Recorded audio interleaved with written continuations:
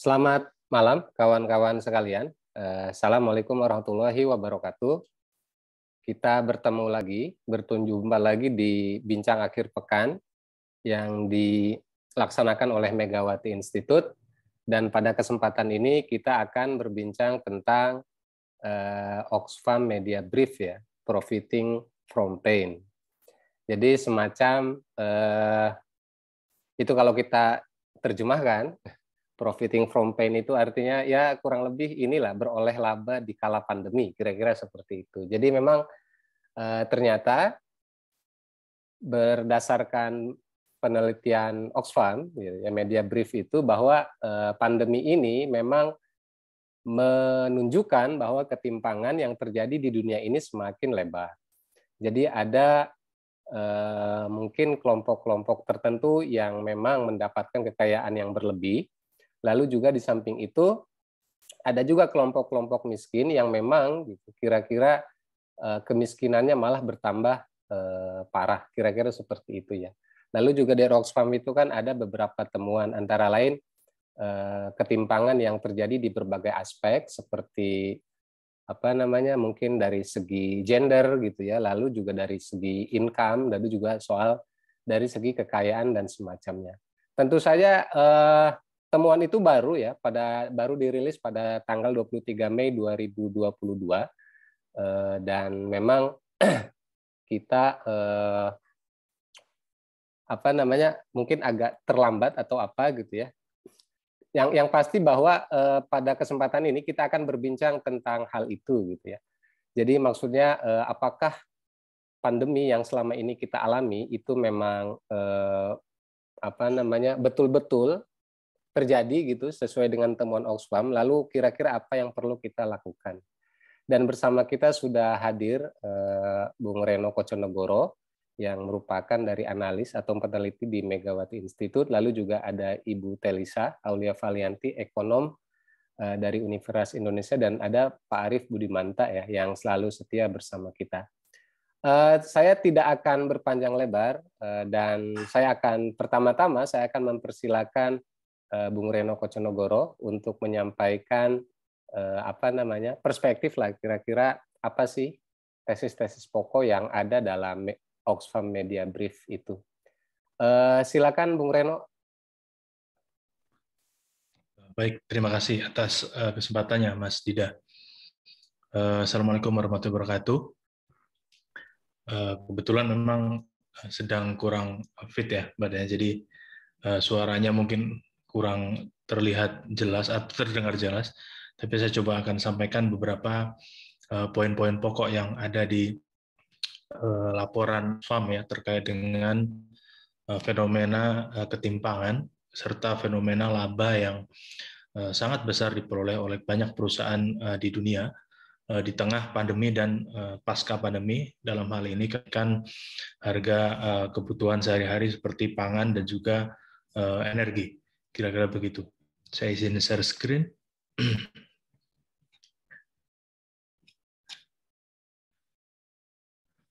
Baik, seperti yang disampaikan oleh Mas Dida tadi, jika memang laporan ini baru ya, kira-kira di akhir bulan lalu, 23 Mei 2022, dan inti-intinya adalah memang terkait dengan profiting from pain ya, atau memperoleh keuntungan dari sebuah kesakitan, kira-kira begitu. Dan atas dasar itu Oxfam kemudian mendorong sebuah skema perpajakan yang lebih adil yang ditujukan kepada lapisan masyarakat yang super kaya yang memperoleh keuntungan dari 2 tahun pandemi atau pandemi yang berjalan lebih dari 2 tahun ini. Jadi memang kekayaan miliarder melonjak selama pandemi COVID, terutama misalnya seperti di perusahaan-perusahaan di sektor farmasi, energi, dan teknologi. Di tengah kondisi masyarakat yang sedang menghadapi krisis biaya hidup akibat efek dari pandemi, juga peningkatan harga kebutuhan pokok seperti yang saya sampaikan di awal tadi. Nah, dampak lanjutannya adalah juga ketimpangan, bahkan diklaim oleh Oxfam berada di titik yang ekstrim, pasca COVID sekarang ini dan mencapai level yang baru. Untuk itu memang Oxfam meminta kepada pemerintah negara-negara di dunia untuk melakukan langkah-langkah perpajakan yang progresif, yang kemudian hasil dari perpajakan yang progresif itu dapat diinvestasikan ke dalam langkah-langkah yang memang proven ya untuk mengurangi ketidaksetaraan, kira-kira begitu. Mungkin dimulai dari misalnya keluarga Cargill. Kita tahu memang perusahaan besar dunia ini kekayaannya meningkat begitu pesat selama pandemi COVID-19. Pada 2021 misalnya menurut Oxfam net income Cargill ini hampir 5 miliar US dollar dan menjadi keuntungan terbesar Cargill sepanjang sejarah. Kemudian di 2022 mendatang atau tahun ini kira-kira itu Cargill juga diprediksi oleh Oxfam akan mencatatkan rekor kembali ya karena adanya kenaikan harga pangan. Nah di sisi lain misalnya ada seorang guru SD yang memiliki 2 anak dan 1 orang tua itu kesulitan untuk membeli minyak goreng, kira-kira begitu. Dan dampak dari pandemi ini juga kenaikan kemiskinan ekstrim ini terbesar dalam 20 tahun terakhir. Sedangkan miliarder di bidang pangan, energi, farmasi, dan teknologi mendapatkan keuntungan yang luar biasa. Kemudian menurut Oxfam, kombinasi antara pandemi COVID-19, ketimpangan, dan peningkatan harga pangan itu telah menempatkan 263 juta orang ke dalam kemiskinan ekstrim pada 2022, dan itu ternyata membalikan progres kemajuan selama 1 dekade terakhir ya, atau 10 tahun. Jadi memang kondisi ini betul-betul mengubah lanskap daripada kehidupan masyarakat dunia. Dan itu masih diperburuk dengan adanya kebijakan neoliberal yang ditetapkan oleh banyak pemerintahan negara di dunia yang mengakibatkan public services itu berubah atau bertransformasi menjadi private ownership ya, yang mendorong terjadinya konsentrasi kekuasaan korporasi, dan di dalam beberapa kasus tentu saja ada perhindaran pajak dalam skala besar. Hak buruh juga berkurang, sedangkan pajak untuk korporasi dan individu kaya diturunkan. Tidak hanya dampak terhadap hal-hal seperti kekayaan dan seterusnya, tapi juga eksploitasi lingkungan menurut Oxfam itu juga terus berlangsung begitu parah. Dan keuntungan yang luar biasa tadi dari perusahaan-perusahaan di dunia ini itu ternyata turut mendorong kenaikan harga energi ya, seperti di Amerika Serikat. Diperkirakan menurut Oxfam memang ekspansi korporasi terutama di bidang energi itu turut berkontribusi terhadap 60% kenaikan inflasi di Amerika Serikat. Dan secara pajak ekstrim ini tentu saja akan berdampak pada korupnya kekuasaan politik dan media, atau yang biasa kita kenal sebagai oligarki ya, ketika kekuasaan terkonsentrasi di sebagian kecil lapis masyarakat saja. Kemudian Oxfam melanjutkan jenis-jenis ketimpangan selama pandemi ini. Misalnya yang pertama adalah wealth inequality ya. Wealth inequality mulai dari miliarder itu meningkat sebanyak 573 sejak 2022. Kemudian proporsi kekayaan miliarder terhadap GDP global itu juga meningkat. Pada 2000 itu masih 4,4%, sedangkan sekarang sudah mencapai 13,9%. Kemudian 10 orang terkaya juga lebih kaya dibandingkan dengan 40% terbawah dari seluruh manusia. Jadi kita bisa bandingkan populasi 40% terbawah itu masih kekayaannya masih lebih sedikit dibandingkan dengan 10 orang teratas. Kemudian 20 orang terkaya juga kekayaannya setara dengan GDP seluruh wilayah sub-Sahara Afrika.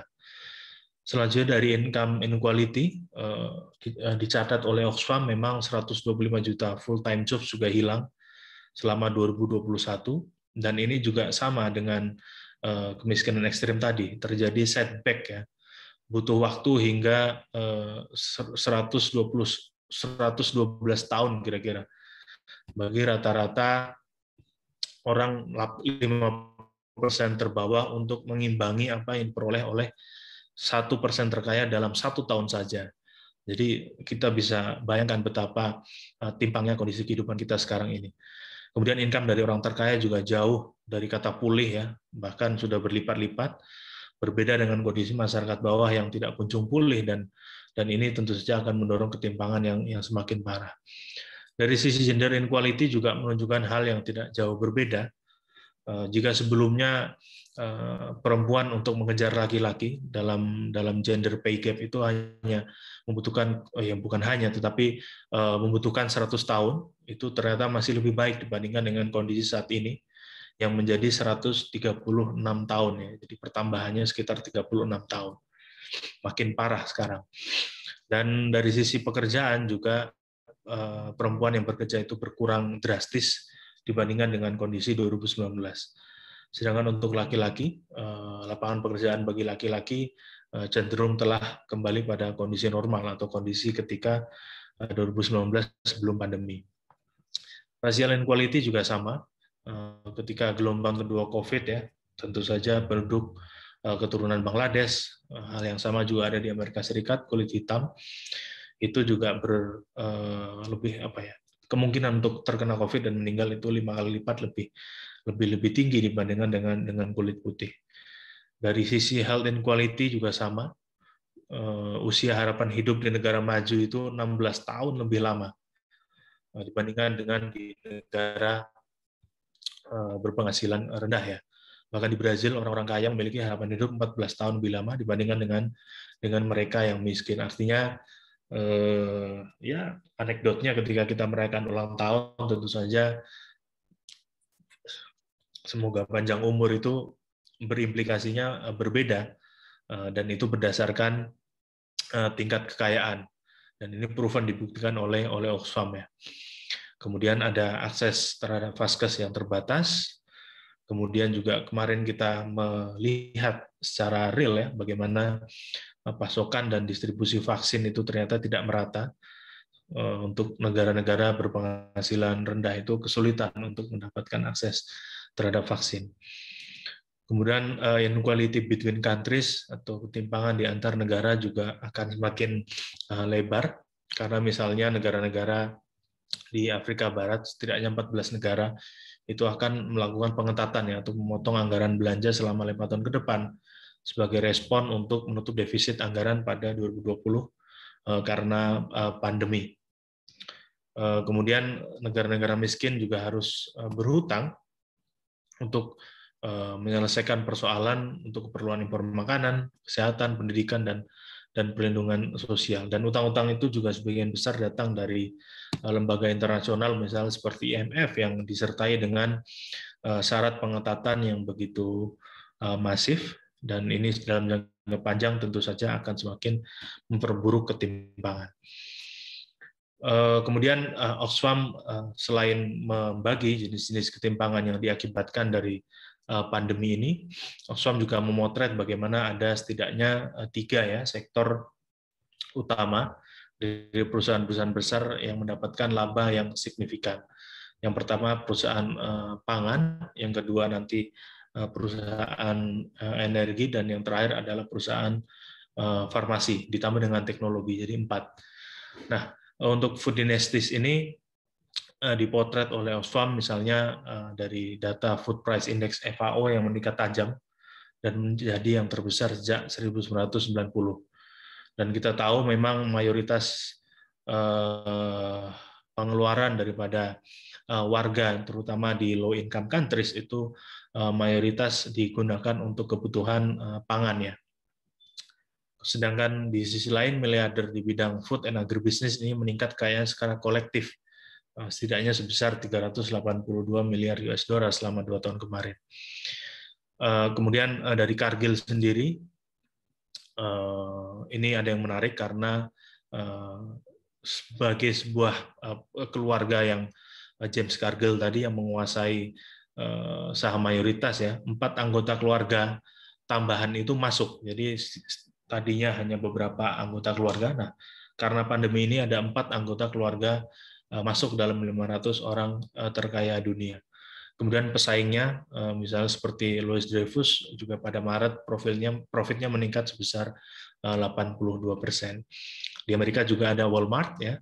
Ini juga setengahnya dikuasai oleh keluarga Walton, dan potretnya juga tidak jauh berbeda karena selama lebih dari 15 tahun itu dividen lebih banyak lari ke keluarga mereka, dan dihitung oleh Oxfam hanya 5,9% dari keseluruhan nilai yang didapat itu sampai di petani kecil itu hanya 5,99%.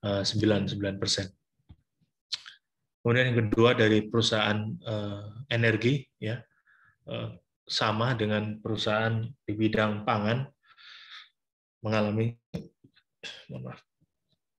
laba yang signifikan akibat kenaikan harga energi, ya, misalnya di bidang minyak, gas, dan batu bara.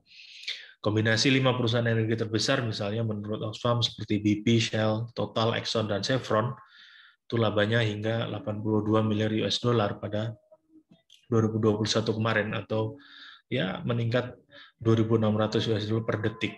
Jadi begitu besarnya, ya, apa yang mereka dapat ketika terjadi fenomena kenaikan harga energi pasca pandemi ini. Kemudian keuntungan daripada BP itu juga rekor dalam 10 tahun terakhir, tidak jauh berbeda juga dengan Shell yang mencatatkan rekor laba, ya. Jadi banyak perusahaan-perusahaan dunia, Cargill, BP, Shell itu labanya mencatatkan rekor yang tertinggi.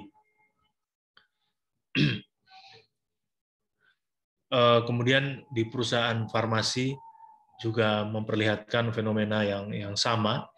Itu tercipta setidaknya 40 miliarder baru yang berasal dari vaksin, kemudian perawatan kesehatan dan perlindungan diri. Dan tadi keuntungannya juga sama, sekitar 1.000 US dollar per detik hanya dari vaksin saja. Belum dihitung dari perawatan dan perlindungan diri. Misalnya perusahaan-perusahaan seperti Moderna, ya, yang diklaim Oxfam memiliki strategi yang hebat karena berhasil mengubah pendanaan publik menjadi kekayaan pribadi perusahaan. Jadi ketika Amerika Serikat menyuntikkan pendanaan pemerintah untuk pre-order vaksin sebesar 10 miliar US dollar, kemudian dalam perjalanannya Moderna mendapatkan keuntungan dari vaksin sendiri itu sudah 12 miliar US dollar. Dan ternyata vaksin yang dihasilkan juga lebih banyak didistribusikan ke negara-negara maju, sedangkan pengembangan vaksin di tingkat lokal, terutama di negara low middle income countries, juga relatif tidak lancar dan kurang mendapat dukungan. Hal yang sama juga terjadi pada Pfizer maupun BioNTech, ya. Dan ke pandemi kemarin kan memang sempat terjadi perdebatan yang begitu sengit, ya, terkait dengan intellectual property daripada vaksin di tengah pandemi. Dan ternyata memang Oxfam mencatat setidaknya 100 lobby obat ini dikirim ke Washington, dan 36 juta euro dihabiskan di Brussels untuk melawan usulan pembebasan intellectual property daripada vaksin ini. Sehingga memang ya keuntungan dan laba yang diperoleh dari pandemi melalui vaksin ini yang mengalir begitu deras, ya, terhadap perusahaan-perusahaan tersebut. Kemudian dari sisi perusahaan teknologi juga sama, ya, misalnya Apple, Microsoft, Tesla, Amazon maupun Alphabet, itu juga 5 dari 21 entitas ekonomi terbesar di dunia. Nah, kelima perusahaan ini labanya 271 miliar US dollar pada 2021 kemarin, dan hampir 2 kali lipat dari posisi 2019, ya, atau naik sekitar 94% tepatnya. Dan memang 7 dari 10 orang terkaya di dunia saat ini berasal dari sektor teknologi. Oxfam juga mengkritisi bagaimana Amazon yang tampil begitu besar dengan kekayaan pemiliknya Jeff Bezos yang melonjak tajam, masih terus bersandar dengan rantai pasok yang atau bergantung pada ratusan ribu pekerja gudang dan pengemudi pengiriman yang upahnya tergolong rendah ya. Ini juga sempat dipotret oleh Brookings Institution ketika gaji rata-rata yang diperoleh oleh karyawan terutama di pekerja lapangan itu masih jauh daripada batas living wage yang ada di Amerika Serikat, kira-kira begitu.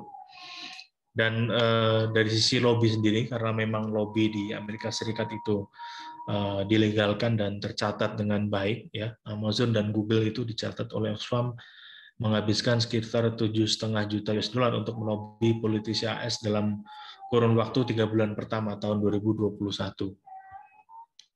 Nah, untuk itu atas dasar fenomena laba yang begitu tinggi dari perusahaan-perusahaan besar di dunia ini, Oxfam menawarkan tiga kerangka perpajakan yang utama untuk mengatasi persoalan tersebut ya. Yang pertama adalah pajak dari keuntungan yang berlebih pada perusahaan terbesar di dunia. Jadi agar pemerintah ini mengenakan windfall tax pada perusahaan energi yang membuat rekor keuntungan, dan di sisi lain harga energi meroket yang memberatkan banyak masyarakat lapisan bawah. Langkah-langkah ini misalnya sudah mulai diterapkan di Italia, kemudian dahulu Perancis juga sempat menerapkan pasca Perang Dunia Kedua ya. Dan ambisi dari negara-negara tersebut kira-kira yang dibutuhkan oleh banyak negara di dunia menurut Oxfam. Dan skema pajak untuk kelompok super kaya ini akan menghasilkan dana yang signifikan ya. Misalnya diperkirakan oleh Oxfam jika diterapkan hanya pada 32 perusahaan super kaya saja, maka dana yang dapat dihasilkan sekitar 104 miliar US dollar. Nah, di laporan Oxfam ini dirinci betul bagaimana 104 miliar US dollar ini sangat dapat digunakan untuk membiayai berbagai layanan publik yang sangat berguna bagi masyarakat kebanyakan. Kemudian langkah yang kedua adalah pajak darurat. Pajak darurat ini pajak yang dilakukan sekali, kira-kira begitu ya, karena special case dilakukan sekali pada momen-momen tertentu ya. Makanya disebut sebagai pajak darurat. Dan ini dianggap sebagai skema yang cukup adil untuk mendanai pemulihan gender, ekonomi, ras, iklim dari pandemi COVID-19. Kemudian selain pajak darurat juga diperlukan adanya deklarasi ya daripada aset-aset kelompok super kaya di wilayah-wilayah offshore. Setidaknya 20% itu hasil dari aset yang dideklarasikan itu dapat digunakan oleh negara-negara di dunia untuk mendanai pinjaman dari IMF. Nah, setidaknya praktek ini sudah mulai diterapkan secara gradual oleh Argentina. Kemudian yang terakhir adalah tentu saja pajak kekayaan yang permanen, karena pajak pertama dan yang kedua tadi itu menurut Oxfam adalah pembuka jalan ya bagi solusi yang lebih mendasar dan struktural. Karena ketika pajak darurat tadi maupun pajak yang lapis atas tadi itu solusi awal bagi pajak kekayaan yang permanen. Karena ketika permanen ya tentu saja akan lebih berkelanjutan dan menciptakan struktur kehidupan perekonomian dan lebih adil bagi seluruh kelompok lapisan masyarakat ya. Kemudian saya ingin sedikit menambahkan insight di luar laporan Oxfam ya. Misalnya kita belajar daripada pandemi besar juga ya, kita kenal sebagai Black Death. Dan di Black Death ini memang dulu sempat membunuh sepertiga dari setengah populasi Eropa, banyak desa yang hilang ya, gitu di dataran Eropa. Dan pasca kejadian Black Death ini muncul konsekuensi yang serius ya antara semakin dalamnya relasi atau hubungan antara pengusaha kaya dan pemerintah. Dan dicatat oleh Russell and Parker ini dalam jangka pendek perusahaan terbesar di Eropa, ya perusahaan-perusahaan besar di Eropa dalam jangka pendek memang mengalami kerugian, tetapi dalam jangka panjang itu mereka memusatkan aset mereka dan memperoleh cakupan pasar yang lebih luas, disertai dengan pengaruh yang lebih besar dari kedekatan mereka dengan pemerintah. Karena sebelum kejadian Black Death ini, sumber daya daripada perusahaan ini belum terintegrasi ya satu sama lain, jadi masih terpisah. Dan setelah Black Death mereka mengintegrasikan seluruh sumber daya menjadi satu. Kemudian dari kejadian Black Death itu juga sama, yang terkena hit adalah usaha kecil. Jadi ketika usaha kecil ini mati, maka pangsa pasar yang tertinggal ini diambil oleh perusahaan-perusahaan besar, sehingga mereka mampu melakukan ekspansi yang begitu masif ketika maksudnya ketika peristiwa Black Death ini dianggap selesai. Kemudian bermunculan keluarga-keluarga yang terkenal ya, yang menjadi bangsawan dan kaya raya, misalnya seperti keluarga Della Pol, kemudian keluarga Medici di Florence ya. Dan ini menandai era ketika pedagang memasuki keluarga aristokrat ya, masuk ke dalam politik. Dan dari sisi perdebatan intelektualisme juga gerakan anti merkantilisme mulai muncul akibat adanya penumpukan kekayaan yang begitu masif di pasca Black Death ini. Jadi memang Black Death ini menyebabkan percepatan tren menuju sentralisasi, kemudian meningkatkan ketergantungan negara terhadap perusahaan besar pada saat itu.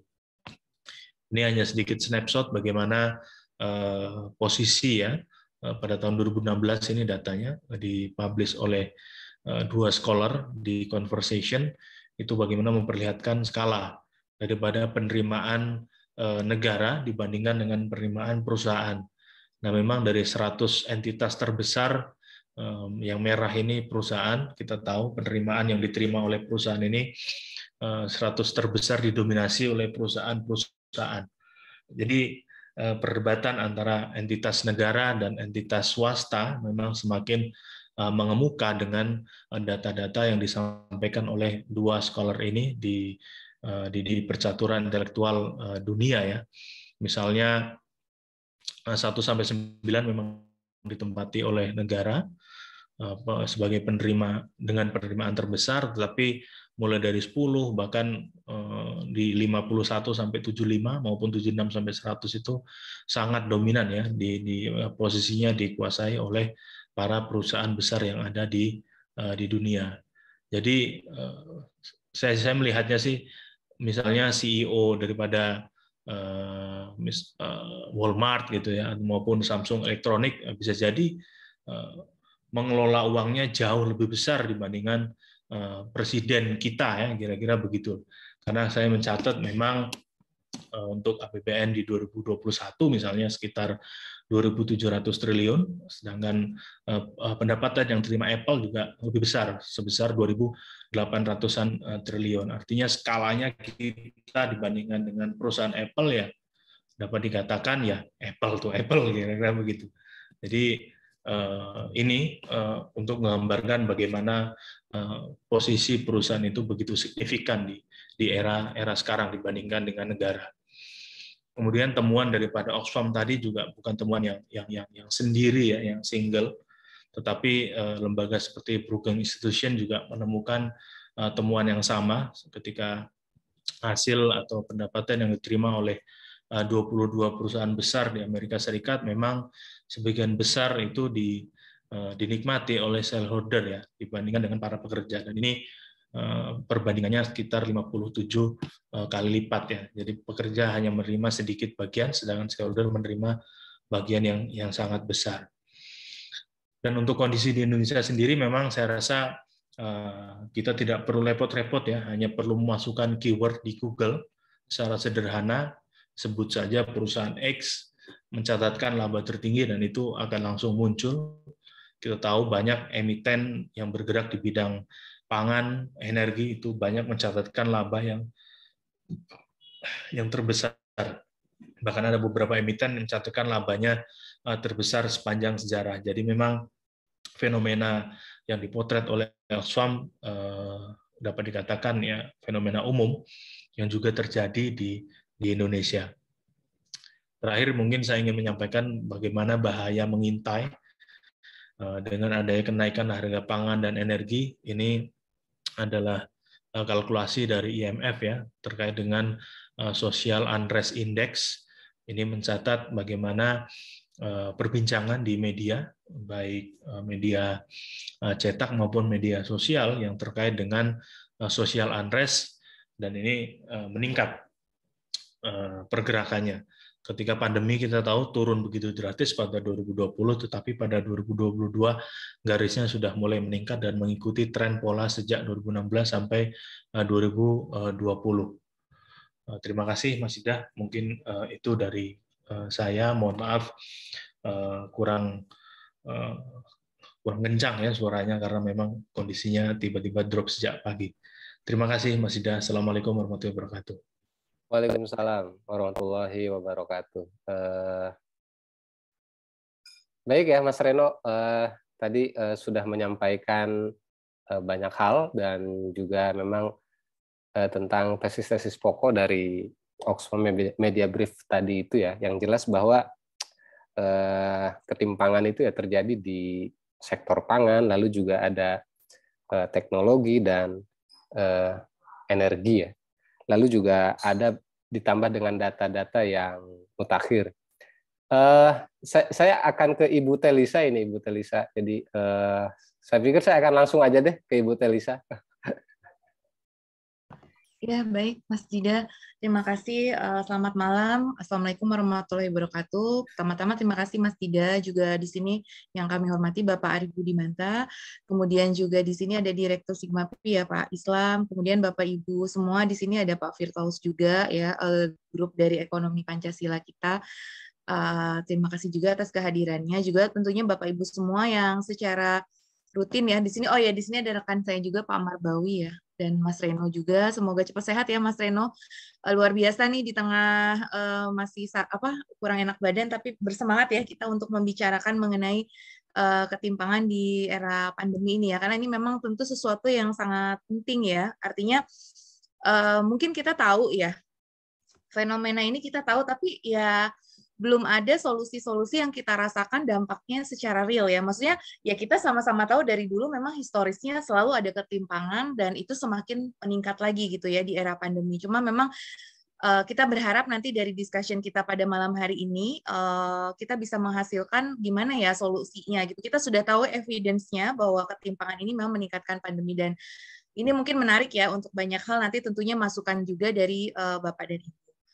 Baik Mas Dida, di sini saya mau share screen sedikit ya Mas, memberikan komen tadi terhadap apa yang sudah disampaikan oleh Mas Reno.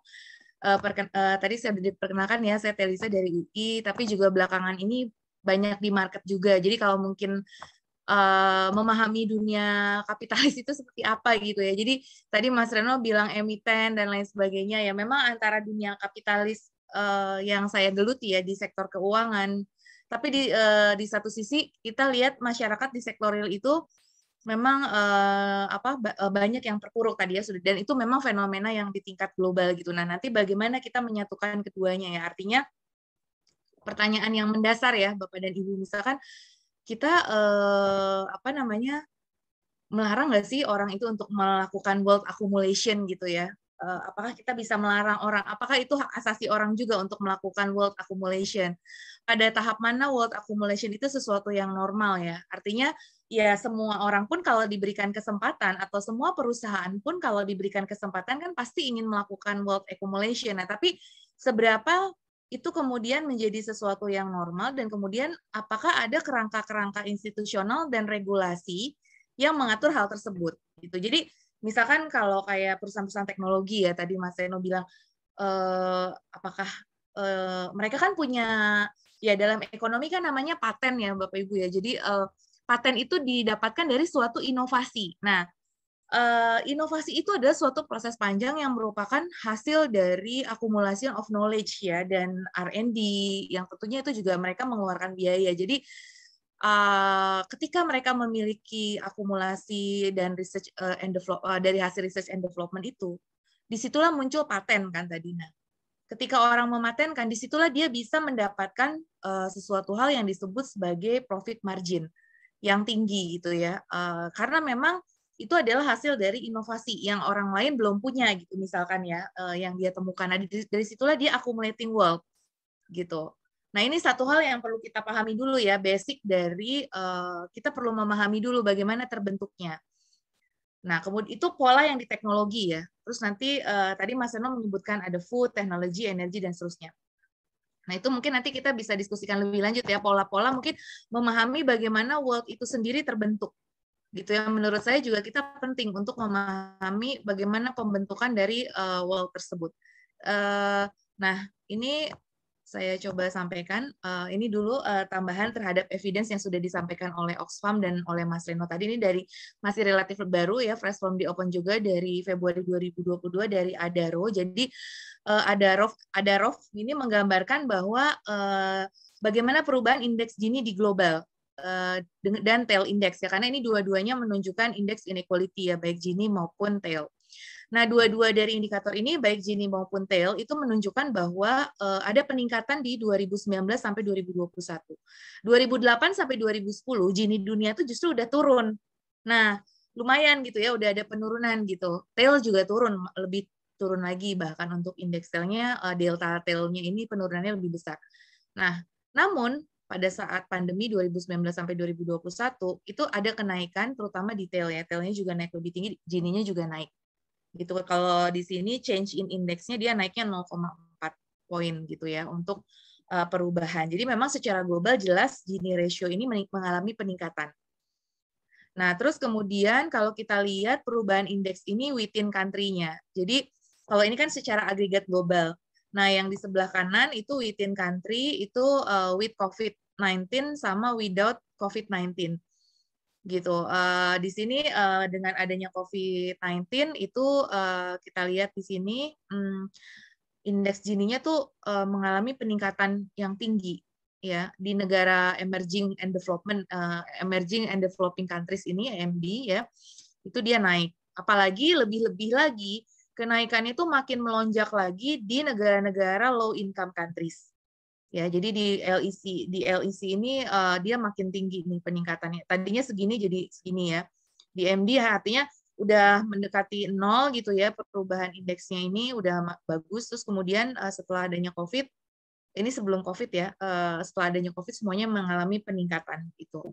Jadi memang ini fenomena di negara-negara berkembang itu memang terjadi peningkatan angka ketimpangan. Ya, jadi ini memperkuat evidence yang disampaikan terkait dengan meningkatnya global inequality tadi. Nah, tadi kalau kita bicara 4 macam dynasties dari Mas Reno sudah disampaikan, ada food, ada energi, teknologi, dan farmasi ya, yang terutama ini memang rising star di era pandemi. Nah, tadi bagaimana terbentuknya wealth accumulation di sini? Ya, kalau kita bicara mungkin yang terdekat dulu teknologi ya, tadi yang seperti cerita, mereka memang menemukan paten tadi ya, dengan research and development-nya mereka bisa melakukan wealth accumulation itu dari sisi teknologi. Dan ini memang jarang bisa istilahnya gini ya, karena mereka memiliki paten ya dari sisi teknologi ini gitu ya. Nah, itu yang memang paten teknologi ini yang biasanya dilindungi dan kemudian secara regulasinya memang ini ya. Nah, itu yang perlu kita pahami nanti bagaimana untuk mencarikan solusinya gitu ya. Cuma salah satu yang di teknologi juga masalah selain tadi ketimpangannya juga karena mereka creating wealth yang sangat tinggi ya.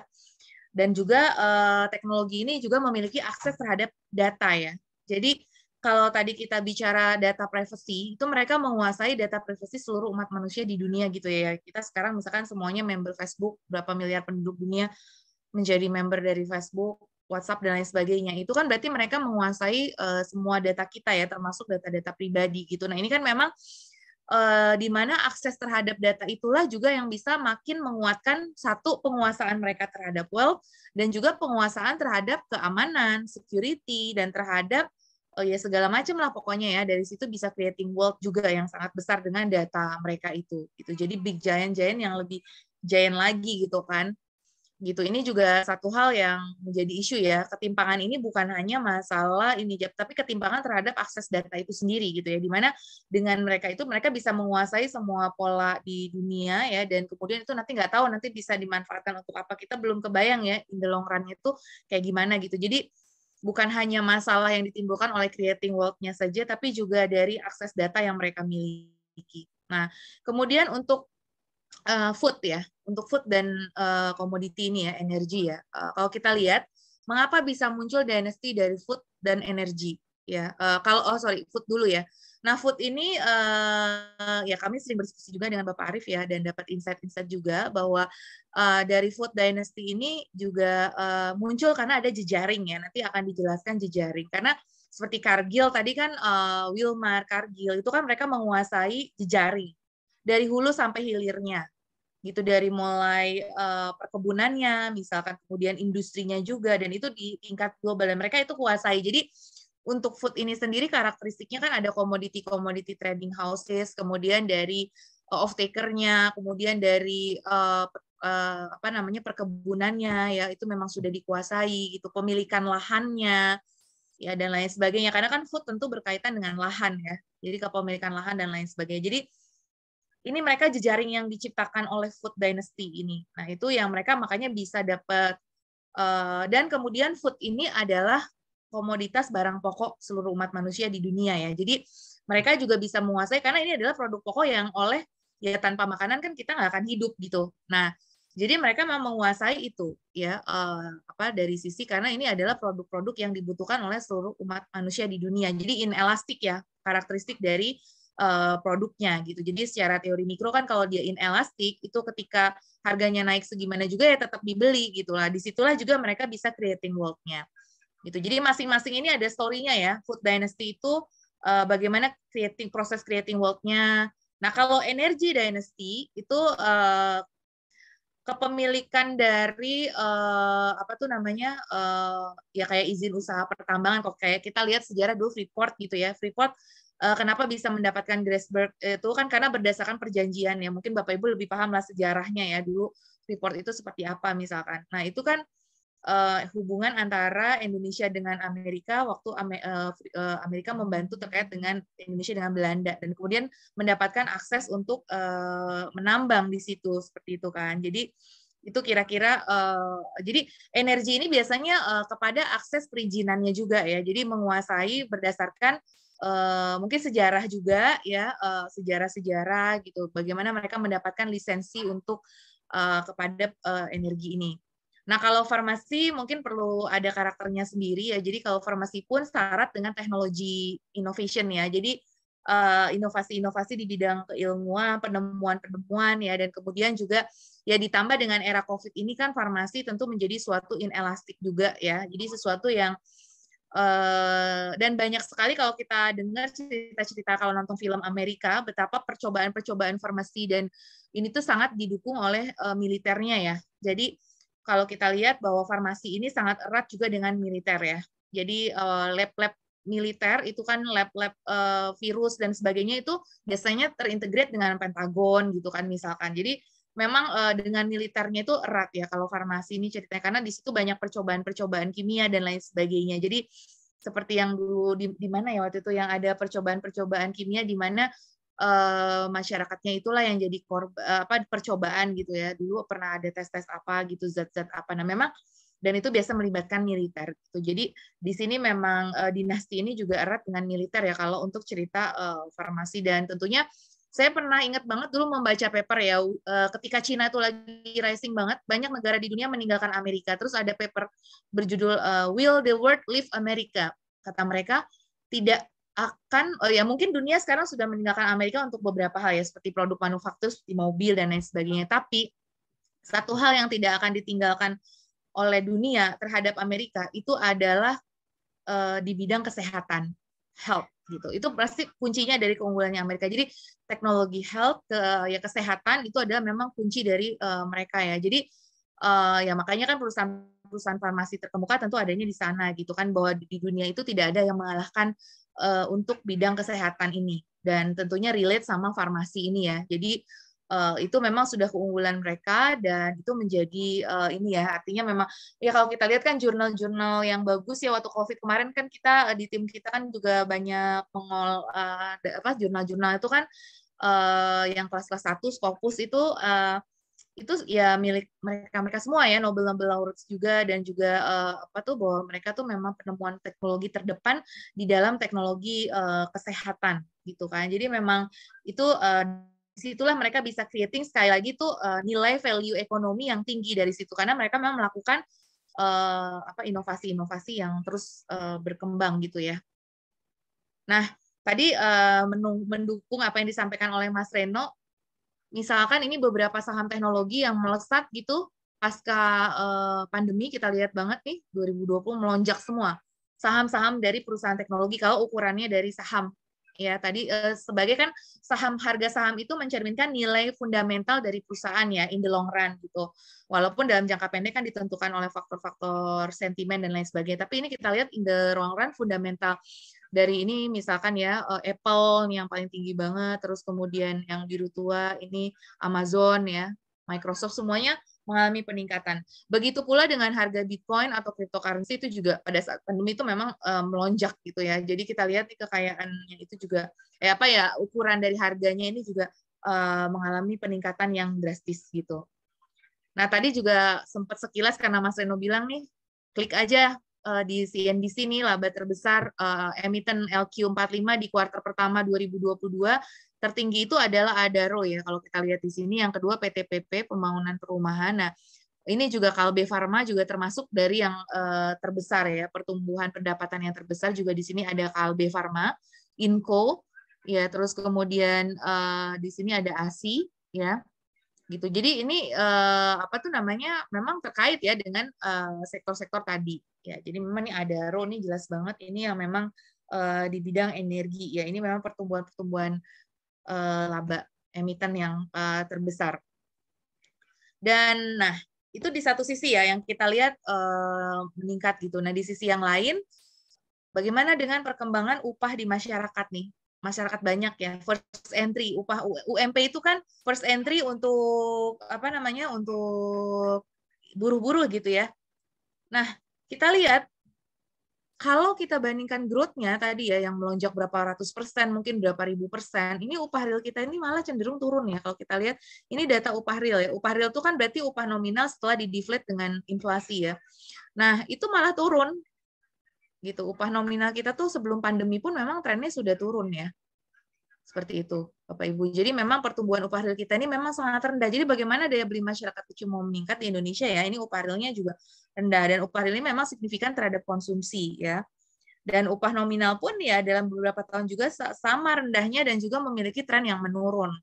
Dan upah minimum provinsi ini juga merupakan upah buruh first entry di sektor manufaktur. Nah, kalau kita korelasikan antara upah dengan harga komoditas tadi yang lagi melonjak-melonjak ya, ini di sini korelasinya tuh Bapak Ibu, ini cuma gambarnya nggak muncul ya.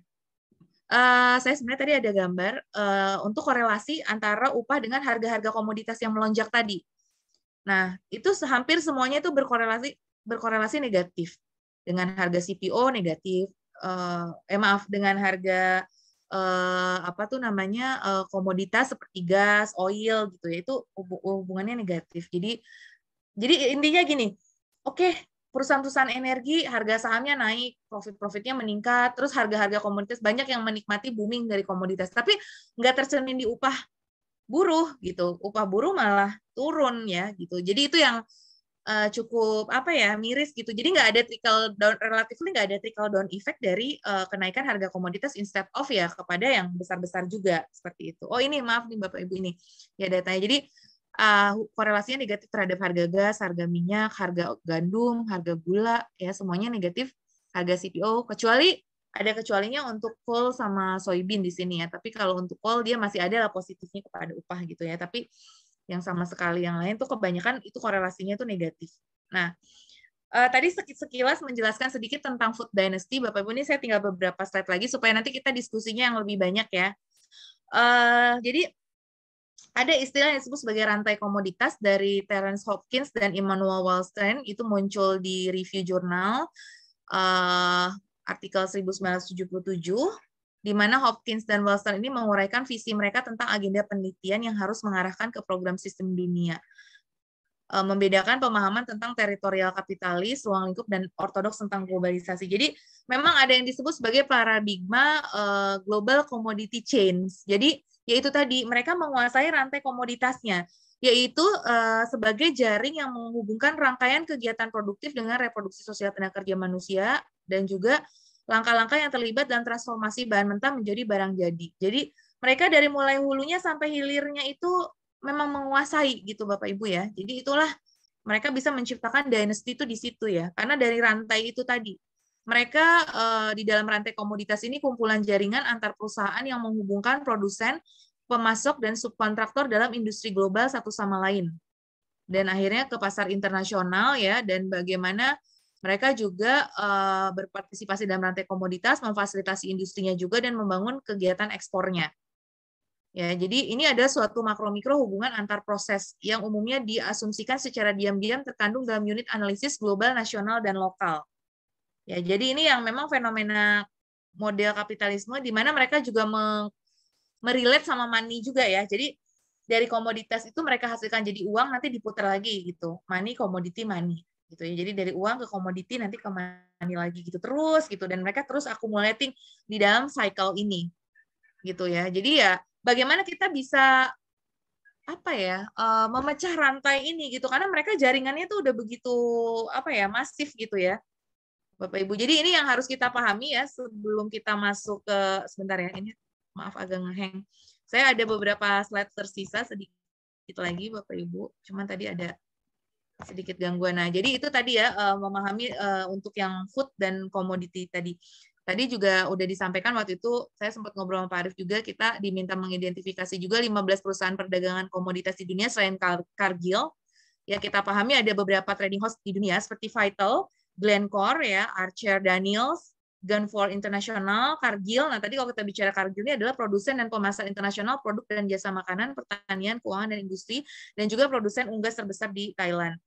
Untuk Glencore sendiri, dia pemurnian, pengangkutan, penyimpanan logam dan mineral, produk energi, dan juga produk pertanian. Archer Daniel memproduksi dan menjual tepung protein, minyak sayur, pemanis jagung, tepung biodiesel, etanol, bahan makanan dan pakan yang bernilai tambah lainnya. Ada lagi Trafigura, misalkan perdagangan minyak mentah, produk minyak bumi, energi terbarukan, logam, biji, batu bara, konsentrat, ya, Merkuria di Geneva, Swiss, dan seterusnya. Wilmar, budidaya kelapa sawit, kalau kita bicara kelapa sawit sekarang memang dikuasai. Terus Olam Internasional di Singapura juga, terus Fibro, ya, yang minyak mentah, logam mulia, dan seterusnya. Jadi memang sudah ada pemain-pemainnya ya Bapak Ibu. Jadi ini mereka yang accumulating wealth. Nah, ini ya kan tentu tadi bagaimana negara menghadapi entitas-entitas besar yang merupakan jejaring global ini gitu. Masalahnya kan kita menghadapi perusahaan ini yang dia sudah globalized, yang udah terkoneksi secara terintegrasi ya di seluruh dunia. Ya, di mana tadi Mas Reno sudah menghitung antara APBN sama nilai valuasi dari transaksi aja mereka itu sudah jauh lebih besar gitu kan kebanyakan gitu. Jadi bagaimana negara juga bisa menghadapi hal ini ya. Jadi karena berhadapan dengan ini global gitu kan istilahnya. Nah, ini yang juga perlu pemikiran bersama, dan mungkin solusinya tidak bisa hanya di tingkat nasional, juga memang perlu kita suarakan di tingkat global ya. Kalau kita bicara G20, recover together, recover stronger, ya together itu sebetulnya kebersamaan itu ya kayak gini-gini nih ngadepin hal-hal seperti ini, karena kan tadi FAO sudah mengingatkan adanya krisis pangan. Nah, bagaimana nih komoditi-komoditi trader ini kita hadapi, dan komoditi oligarks ini kita hadapi di tengah dunia mau mengalami krisis pangan gitu loh. Sedangkan mereka menguasai ya artinya. Itu juga yang perlu dipikirkan juga bagaimana di tingkat global ini ya terkait dengan pangan lah, terutama ya pangan ini yang memang sangat krusial. Dan terakhir mungkin sebagai wanita tadi karena disinggung mengenai gender inequality, kebetulan ini ada waktu itu ada riset singkat dari mahasiswa saya yang memang dulu pernah bekerja di ILO ya, ini Natasha ini. Dia pernah melakukan riset lah sedikit terkait dengan kesenjangan. Jadi memang tadi Mas Reno menyebutkan dibutuhkan waktu 70 tahun 100 tahun ya, tapi nggak tahu nih kalau dia hitungannya 70, mungkin beda-beda metode sedikit ya. Jadi untuk menutup celah kesenjangan antara gap pendapatan wanita dan pria itu memang dibutuhkan waktu yang sangat panjang, dan memang ada kesenjangan upah terpantau meningkat ya antara laki-laki dan perempuan. Tapi sih alhamdulillah ya saya tapi kan nggak tahu ya di banyak sektor ya yang lain gitu mungkin ya mungkin sangat spesifik tergantung sektornya. Jadi di sisi lain juga memang di sini perempuan itu dari 1,7 tenaga kerja ya, dari ini 1,7 itu laki-laki dan perempuan hanya 732.000 ya. Jadi memang terdapat kesenjangan. Dan bagaimana solusinya gitu ya? Sejauh ini perlu diterapkan semacam kebijakan rent maximizing policy dengan bantuan dari serikat buruh ya. Maksudnya kan kalau ada kayak serikat buruh juga memang ada perlindungan kepada perempuan dan juga dibutuhkan kebijakan ramah perempuan dalam dunia kerja. Hal ini tidak terikat status perempuan tersebut, misalkan apakah ia menikah atau tidak, kemudian juga jaminan upah bagi perempuan yang sedang mengalami ya paternal leave atau kemudian cuti menstruasi dan ini memang isu yang umum ya. Jadi tentang gender. Dan memang IMF juga pernah melakukan riset youth kaum perempuan ini dan kaum muda itu yang paling terdampak akibat COVID-19. Jadi memang kaum perempuan itu juga cukup rentan ya terhadap kemarin PHK dan lain sebagainya itu memang menjadi isu juga ya. Dan ini juga data terakhir di ASEAN bahwa Indonesia sendiri tingkat partisipasi angkatan kerja perempuan kita itu untuk Indonesia kalau kita lihat yang warna abu-abu ya itu masih paling rendah gitu di antara Kamboja, Laos, Singapura, Vietnam dan Thailand ya. Jadi memang partisipasi kerja wanita di Indonesia ini paling rendah dibandingkan dengan negara-negara ASEAN lain ya. Ini mungkin di tempat lain itu lebih tinggi, tapi mungkin bisa jadi karena ya mungkin masih ada ketimuran ya dan memang ya itu bisa hal positif juga mungkin ya dari sisi bonus demografi sebenarnya kalau wanitanya nggak banyak bekerja di luar itu sebenarnya lebih bagus kalau untuk bonus demografi ya ada positif insight-nya juga sih sebenarnya. Kalau terlalu tinggi juga kayak di Singapura tapi sebenarnya di sini yang tinggi banget malah menarik di sini yang tinggi malah ini ya Kamboja ya, saya nggak tahu nih wanita-wanita di Kamboja mungkin kenapa mereka lebih tinggi dari Singapura. Tadi dugaan saya Singapura ya, tapi ternyata Singapura tuh 60,5 ya, nggak setinggi dari Kamboja gitu ya. Ya itu kira-kira. Dan terakhir untuk solusinya seperti apa Bapak Ibu? Untuk solusi yang ditawarkan seperti apa? Jadi ini ada riset yang dilakukan oleh ada Rosadi ya. Tadi Mas Reno setuju banget tuh Mas Reno yang namanya ya salah satunya dari teks gitu ya. Itu memang solusi klasik sebenarnya kalau masalah teks kan makanya dari dulu kan sebenarnya udah ada progressive tax untuk yang high wealth individuals ya. Di Amerika Serikat sendiri kan memang high wealth individuals tuh sudah sebenarnya cukup tinggi, tapi kan banyak lobby-lobby juga tadi disampaikan oleh Mas Reno ya kan ada zamannya Trump karena Trump termasuk yang high wealth ya dia lebih ramah kepada high wealth ini gitu ya, pajaknya malah diturunin gitu. Nah di era Biden yang lebih sosialis sih kayaknya harusnya meningkat lagi, cuma nggak tahu nih pasca COVID ini seperti apa trennya.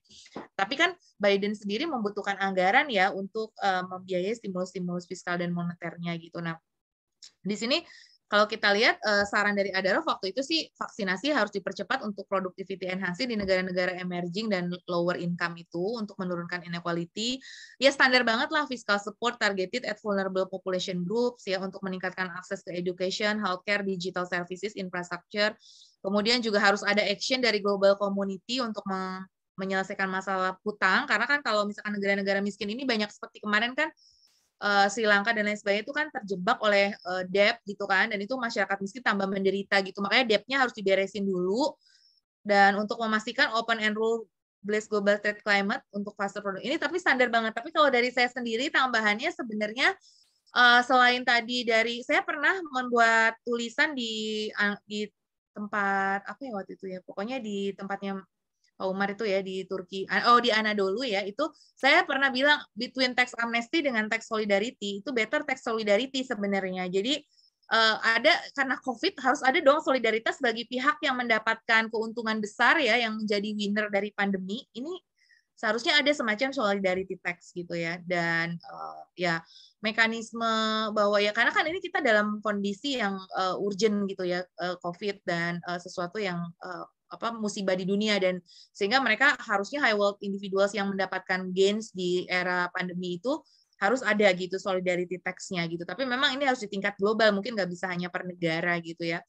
Nah kemudian yang kedua selain dengan itu mungkin saya kepikir ya selama ini sudah ada program-program standar seperti CSR ya, Corporate Social Responsibility. Jadi mungkin CSR-nya harus diperkuat lagi, yang mungkin lebih bold lagi gitu. Jadi sebenarnya gini, kita itu mau memotong itu di mana atau mendistribusikan di mana, di hulu atau di hilir gitu. Kalau misalkan kita mau jadi kalau prosesnya dari hulu sampai hilir ya, jadi kita tuh mau membiarkan orang melakukan akumulasi wealth, dari hulunya kita larang atau nanti di hilirnya gitu. Jadi setelah mereka akumulating wealth baru kita pajakin gitu atau kita kenakan CSR atau apa gitu. Kalau di hulu misalkan kan kita melarang akses mereka kepada yang terlalu tinggi gitu, akses terhadap misalkan tadi paten ya. Jadi kalau akses terhadap paten dilarang itu lebih di hulunya. Nah, jadi makanya ini mungkin mohon masukan juga nanti dari Bapak dan Ibu nih, kita mau untuk trickle down-nya itu mau dari hulunya atau dari hilirnya aja nanti belakangan setelah mereka akumulating wealth baru kita ini nggak apa-apa mereka silakan akumulating wealth sebanyak-banyak tapi ada proses trickle down effect yang kuat gitu di situ atau memang kita dari hulunya yang mau kita lakukan intervention tuh dari hulunya. Jadi itu sih sebagai penutup Bapak Ibu kami juga tentunya membutuhkan masukan ya dan dari Bapak dan Ibu sekalian. Demikian saya kembalikan, maaf kalau agak panjang ya Mas Dida, tapi itu tadi karena saking semangat juga untuk dengan topik ini sangat exciting banget. Terima kasih Mas Dida. Baik, sama-sama Bu Telisa. Justru saya sangat menikmati ya karena banyak wawasan sudut pandang yang saya dapatkan. Baik kawan-kawan, saya silakan ya kalau ada pertanyaan singkat saya akan buka dulu, mungkin 1 atau 2. Nanti setelah itu mau ke Pak Arief. Ada?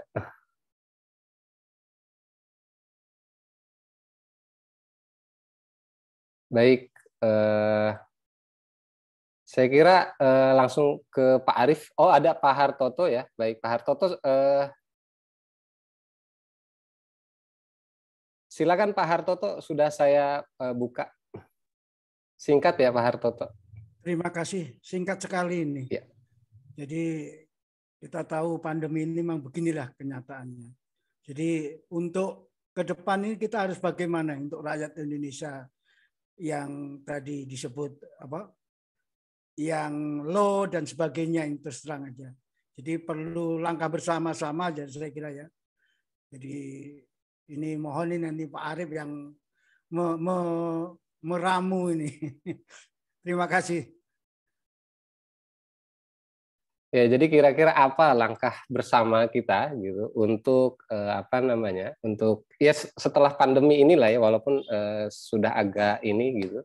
Tapi maksudnya apa yang harus kita lakukan lah kira-kira seperti itu. Begitu ya Pak Hartoto. Baik, kawan-kawan ada yang lain silakan. Oke. Baik, Ibu Telisa dulu deh silakan. Saya mau ke Ibu Telisa, ada tanggapan? Kira-kira ke depan itu kita harus bagaimana Bu Telisa ini nih untuk merespon? Oh iya, tapi nanti dari Pak Arief juga ya sangat iya, nanti ya. Dari Pak Arief. Dan dari Mas Reno juga iya ya. Kalau dari saya sih tadi ya memang harus ada grand design yang bersama-sama gitu. Jadi memang nggak parsial ya Pak Hartoto. Jadi memang harus kita rumuskan lagi suatu grand design untuk bagaimana mengurangi masalah ketimpangan dan menyelamatkan rakyat. Jadi di satu sisi kan seperti saya selalu ajaran dari Pak Arief kan negara itu harus hadir gitu. Oke, ada proses creating wealth dan lain sebagainya ya. Kita juga istilahnya kan mungkin para oligark ini sendiri kan juga mereka creating wealth itu adalah salah satu fenomena ekonomi yang nature gitu ya. Mereka nature gitu. Tapi di situ harus ada kewajarannya gitu dan kewajaran artinya tadi kan judulnya soalnya profiting from the pain. Jadi bisa nggak sih kita itu profit tapi nggak harus menyakiti orang gitu ya, itu sih yang saya pikirkan ya. Cuma tentu menginikannya susah ya, cuma artinya bagaimana kita bersama-sama gitu loh. Kita bukannya nggak boleh gitu kan mereka mengumpulkan kekayaan dan sebagainya, tapi ya itu tadi harus ada semacam empati dan toleransi. Cuma sejauh mana mereka punya kesadaran gitu ya, melihat masyarakat bawah yang timpang dan lain sebagainya. Nah, disitulah peranan negara untuk memediasi antara para oligark satu di kanannya gitu ya. Jadi kan negara ini harus balance nih, ada di satu sisi ini para oligark. Mereka memberikan kontribusi berupa pajak dan sebagainya kepada negara tentunya kan. Terus di sisi yang lain ini ada rakyat banyak ya, terutama rakyat menengah bawah yang harus kita selamatkan. Nah, sebenarnya peranan negara di situ kan menjadi intermediaris gitu ya. Bagaimana nih kita bisa nih dan melindungi nih. Nanti kalau jadi negara kan jadi wasitnya gitu loh. Kalau menurut saya sih peranan negara sebagai wasit ini yang perlu diperkuat gitu. Jadi ketika mereka udah keterlaluan atau udah over profiting from the pain-nya, nah di situ peran negara. Misalkan ya dalam kasus minyak goreng kemarin kan sudah jelas ya bahwa negara di situ mengingatkan gitu loh, jangan seenaknya netepin harga gitu kan, walaupun harga internasional ini, tolonglah lihat rakyat kecil kayak gitu kan. Jadi di situ wasitnya gitu. Jadi kita harus lebih ada suatu grand design lagi bagaimana memediasi tadi ya. Nah, terus kemudian kan ada fenomena global harga-harga internasional yang mengalami peningkatan gitu ya Mas Dida ya. Jadi bagaimana negara juga mensmoothkan volatility. Jadi jangan sampai rakyat kita dihadapkan pada kenaikan harga internasional itu secara langsung gitu. Jadi kayak kita nyodorin orang main di ring tinju yang orangnya kurus krempeng, kita kasih ke ini suruh berantem sendiri nih dengan wrestling winner gitu kan nggak mungkin gitu. Nah di situ peran negara untuk menginikan gitu loh. Ini loh negara ini harus kuat gitu untuk ini. Jadi dan juga mungkin komunikasi dua arah ya. Artinya juga mungkin harus ada pendekatan dari hati ke hati juga kan, walau bagaimanapun sih mungkin oligark ini masih punya hati lah ya gitu istilahnya. Jadi ini gimana ya masyarakat kita gini-gini. Nah mungkin ada bagaimana CSR-nya ditingkatkan. Nanti kita kasih mereka award atau apa atas CSR-nya itu bahwa atau gimana tadi dengan solidarity tax ya. Misalkan kita kasih, maksudnya mekanisme insentif dan disinsentifnya juga berjalan di sini. Jadi artinya untuk perusahaan besar pun ya mereka dapat insentif ya, tapi dan kita ajak ngomong baik-baik mungkin ya atau gimana gitu. Nah, itu ada pola. Nah, tapi tetap redistribusinya tetap berjalan tadi ya. Kebijakan pajaknya itu memang harus pro kepada redistribusi gitu. Harus benar-benar melakukan proses redistribusi ini sih. Jadi tadi progressive tax-nya ini harus benar-benar ditingkatkan gitu ya. Kalau kemarin kan misalkan gini, kemarin cuma naik berapa gitu ya, dari 30 ke 35 gitu. Padahal kurang kalau menurut saya sih ya, untuk yang 5 miliar ke atas mungkin jangan 35, 40, 45 gitu. Jadi apa ya, supaya lebih progresif lagi redistribusinya supaya lebih berjalan lagi gitu tadi ya. Karena kalau ya itu nggak kerasa ya mereka nggak ada efek redistributifnya gitu, dan nanti program-program itu nanti dipakai untuk memang membiayai produktivitas dari rakyat kecil. Dan kemudian juga mungkin kita mengajak bicara mereka agar juga mereka lebih banyak misalkan merekrut tenaga kerja dan lain sebagainya. Mereka lebih berkontribusi terhadap penyerapan lapangan pekerjaan gitu. Oke, lagi booming, kontribut dong kepada penyerapan tenaga kerja di Indonesia misalkan. Nah, nanti kan kalau mereka bisa menyerap tenaga kerja lebih banyak, ya mereka kan ekspor nih, misalkan lagi booming banget ya ekspornya, mereka menyerap tenaga kerja lebih banyak. Ada proses juga mereka human capital, misalkan ngasih beasiswa kayak apa kayak untuk buruh, untuk masyarakat-masyarakat kecil gitu. Coba tingkatkan program beasiswanya. Nah, nanti kan dengan berjalannya human capital ya dengan sendirinya inequality ini bisa berkurang seperti itu sih. Jadi memang perlu terobosan-terobosan inovasi kebijakan sih, dan itu perlu dibicarakan bersama, dan memang harus ada suatu grand design sih. Kalau dari saya mungkin sementara yang kepikir itu ya Mas, walaupun mungkin ya in reality itu tidak mudah untuk mewujudkan, tapi saya percaya juga dengan yang disampaikan Pak Erlangga ya, dari hal-hal kecil itu kita mulai, kita koreksi ya, dari selain dari grand design tadi mungkin butuh waktu dan proses jangka panjang, tapi quick win-nya di dalam jangka pendek apa sih yang bisa kita korektif gitu. Ya misalkan CSR-nya ditingkatkan gitu, kita ada program peningkatan CSR ya dari yang kecil-kecil dulu juga, daripada juga yang gede belum berjalan gitu. Jadi selain kita mempersiapkan grand design-nya, dari corrective action yang kecil-kecil untuk menciptakan sesuatu yang bisa kita manfaatkan dari momentum pandemi ini gitu. Seperti itu kira-kira ya Mas Dida, terima kasih. Baik, Ibu Telisa, tadi ya banyak hal ya, ini diskusi yang menarik dan juga banyak hal dari perspektifnya Reno, lalu juga Ibu Telisa, yang jelas ada hal-hal yang memang harus diselesaikan ya. Artinya terkait dengan bagaimana gitu pemerataan dan semacam lah, kira-kira seperti itu. Lalu apa yang harus kita lakukan selanjutnya? Nah, saya akan langsung ke Pak Arief. Ini Pak Arief tadi, Pak Arief dari awal sudah menyimak bincang-bincang kita sampai ke pertanyaan dari Pak Hartoto. Lalu kira-kira itu pertanyaan yang sangat penting lah kira-kira Pak Arief. Kira-kira apa sih yang bisa kita lakukan ke depan? Silakan Pak Arief. Terima kasih Dida ya. Jadi memang kalau kita bicara pasar global dan implikasinya adalah bahwa kelompok-kelompok usaha yang mendapatkan akumulasi kekayaan dari gonjang-ganjing pasar ya pada saat ini kan tadi sudah dijelaskan oleh Reno ya. Pasar global itu adalah pasar bebas ya, free market yang menjunjung tinggi liberalisme gitu. Nah, sehingga kalau kita lihat tadi perusahaan-perusahaan seperti Cargill ya dan beberapa lagi yang disampaikan oleh Reno, Walmart dan lain sebagainya itu kan adanya memang di Amerika yang memang ya bisa kita katakan ya modal ekonominya ya modal ekonomi yang free market gitu, di mana dalam konteks ekonomi yang free market itu siapa yang punya modal yang lebih kuat, jaringan yang lebih besar, maka kemudian akan memenangkan pasar. Nah, untuk itu maka kemudian yang diperlukan untuk menurunkan ketimpangan ya atau mendistribusikan keadilan adalah negara ikut dalam mengelola pasar untuk membela mereka yang lemah dan terlemahkan dalam struktur yang ada di pasar. Gitu. Melalui apa negara ikut terlibat dalam mengelola pasar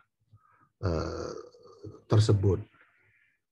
Ya banyak hal. Satu, kita tahu bahwa ada unintended event ya, event yang tidak kita inginkan dalam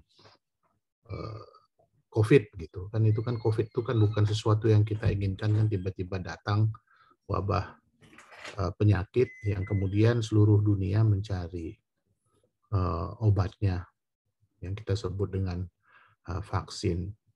Idealnya memang vaksin yang ditemukan untuk menyelesaikan problematika wabah itu berada misalnya di dalam rezim di luar rezim intellectual property right. Jadi harus ada kesepakatan global yang dibangun setidaknya pada waktu itu oleh WHO begitu ya, agar kemudian property right dari vaksin itu menjadi common property right dibandingkan dengan private property right.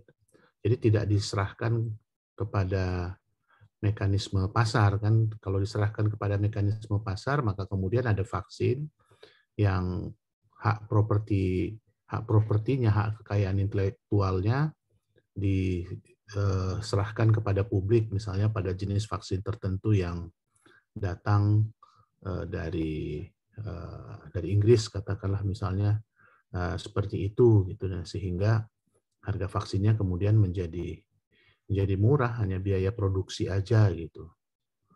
Nah itu yang pertama ya, karena pasar bebas itu pada saat ini juga ditandain dengan apa yang disebut dengan intellectual property right. Nah, sehingga kemudian mereka yang memiliki akumulasi intelektual yang lebih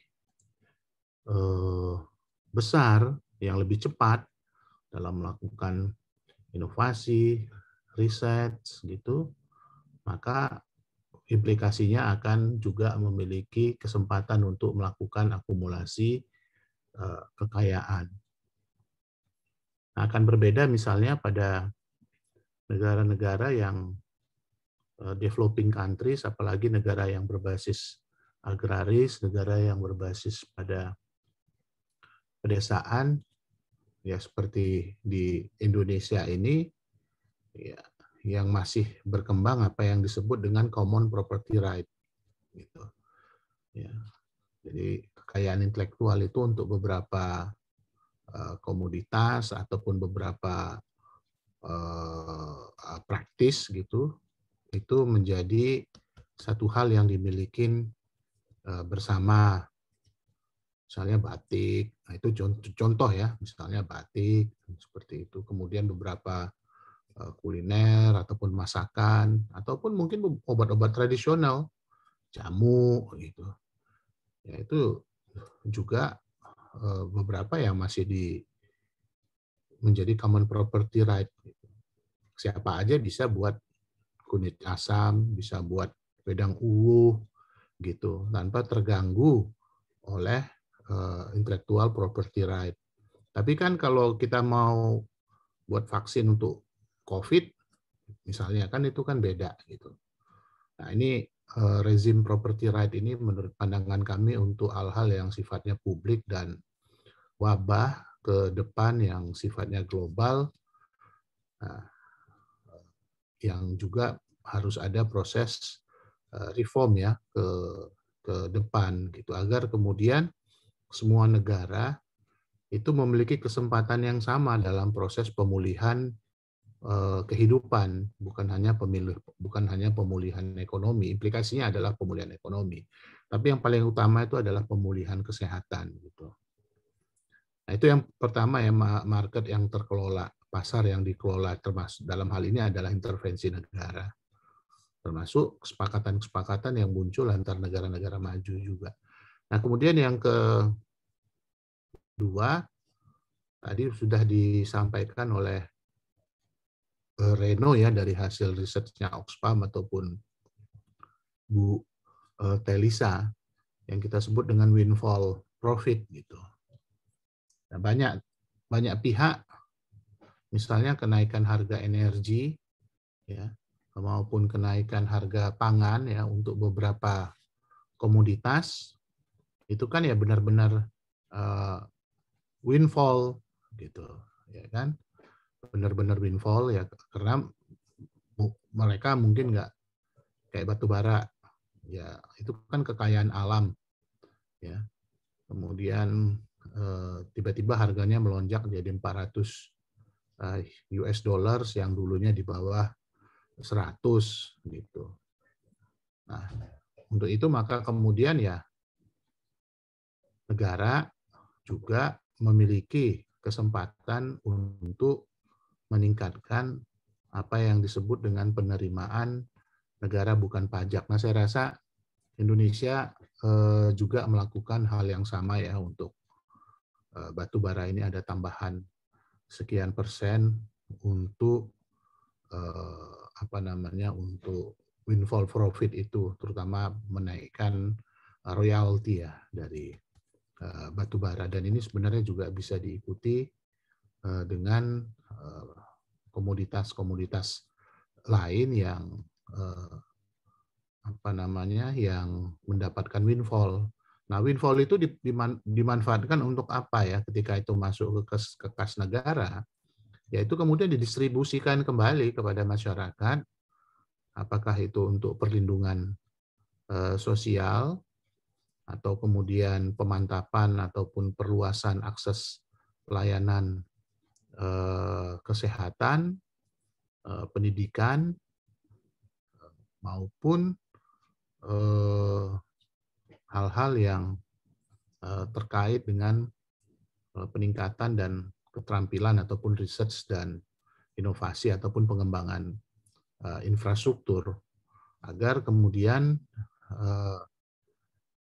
redistribusi daripada kekayaan itu dapat dilakukan gitu. Jadi windfall profit itu sekali lagi adalah bagian daripada redistribusi of wealth. Nah, kemudian yang ketiga, windfall profit ini apabila kemudian juga menjadi bagian daripada pendapatan negara, dia dapat menjadi semacam, namanya ya windfall ya, kalau dikelola dengan baik, dia dapat menjadi semacam dana perwalian ataupun trust fund, ataupun apa yang kita sebut sebagai sovereign wealth fund gitu, yang bisa dimanfaatkan untuk investasi-investasi dalam kerangka untuk meningkatkan kesejahteraan rakyat banyak.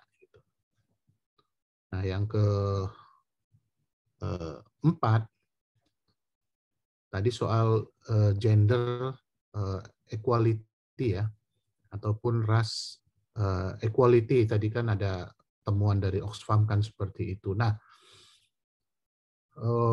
taxing dari windfall profit tadi itu juga dapat dimanfaatkan untuk mendistribusikan atau menyeimbangkan misalnya pembangunan antara Indonesia Barat dengan Indonesia Timur, baik di bidang infrastruktur, baik di bidang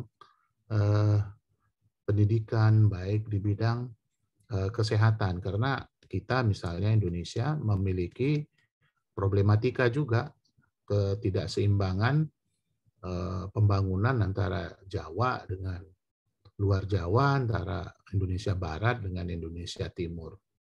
Nah, itu bisa dijadikan tabungan untuk pemanfaatan redistribusi ya daripada kekayaan. Nah, saya rasa mungkin itu ya, karena melalui proses redistribusi kekayaan yang kita sebut dengan one day nanti kemudian terjadi lagi. Ini kan siklus ya. Namanya komoditas itu selalu ada siklusnya. Gitu. Nah, ini bisa dimanfaatkan untuk melakukan konsolidasi kebijakan ke depan, belajar dari negara-negara seperti Norwegia, ya, atau yang kaya dengan sumber daya minyak, yang kemudian dari kekayaan sumber daya alam yang dia miliki itu didistribusikan untuk kepentingan infrastruktur, kepentingan kesejahteraan sosial, kepentingan pendidikan, kepentingan kesehatan, dan seterusnya. Nah, saya rasa mungkin itu Dida yang coba diingatkan oleh laporan dari Oxfam tadi. Jadi intinya adalah free market apabila terus dibiarkan, maka kemudian akan menimbulkan ketimpangan yang semakin dalam gitu. Nah, free market yang ditambahkan dengan adanya krisis, kan persoalan COVID ini kan masalah krisis kesehatan yang kemudian menjalar menjadi krisis ekonomi. Nah, ini akan kalau kemudian tidak direspon secara global, secara bersama, secara gotong royong, ya, bahwa ini adalah tanggung jawab common responsibility antar seluruh warga dunia, maka kemudian yang akan menimbulkan ketimpangan yang semakin dalam lagi gitu. Di tengah krisis muncul kelompok-kelompok ataupun golongan yang dapat memanfaatkan ini untuk mengakumulasi kekayaannya yang lebih besar dan meninggalkan yang tidak siap ya, ataupun ya, yang miskin akan menjadi semakin miskin. Itu yang mungkin diingatkan oleh laporan Oxfam ini kepada kita. Terima kasih atas kesempatannya Mas Dida, Mbak Teresa. Selamat malam. Baik. Baik, terima kasih Pak Arief. Kawan-kawan sekalian, Bapak Ibu yang hadir di ruang virtual ini, saya pikir saya harus sudah menyudahi forum kita. Yang jelas bahwa apa yang kita diskusikan tentunya poin-poin dari hasil bincang-bincang kita ini sudah bisa ditangkap oleh kawan-kawan sekalian, dan tentu saja rekaman maupun bentuk audio dan semacamnya bisa dilihat di kanal YouTube Megawati Institute, dan juga bisa berupa siniar atau podcast yang ada di Spotify, lalu juga Google Podcast dan Apple Podcast. Saya tidak akan berpanjang lebar. Terima kasih Ibu Telisa, lalu juga Mas Reno dan Pak Arief, dan yang kawan-kawan yang sakit ini memang musim meriang ya, jadi jaga kesehatan dan sehat selalu. Selamat malam. Assalamualaikum warahmatullahi wabarakatuh.